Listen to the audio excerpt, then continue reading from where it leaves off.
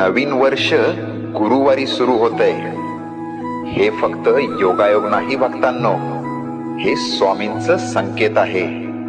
हे नवीन वर्ष तुमच्यासाठी वेगळं आहे, कारण गुरुवार हा गुरुचा दिवस आहे. आणि गुरु जेव्हा सुरुवात करतो तेव्हा अर्धवट राहिलेलं आयुष्य पूर्णत्वाकडे जातं. ज्यांना वाटत होतं माझं काही होणारच नाही, त्यांच्यासाठीच हा गुरुवार आहे. दरवाजे जे बंद होते ते आता आवाज करून उघडतील. आता तुझं आयुष्य स्वामींच्या हातात आहे.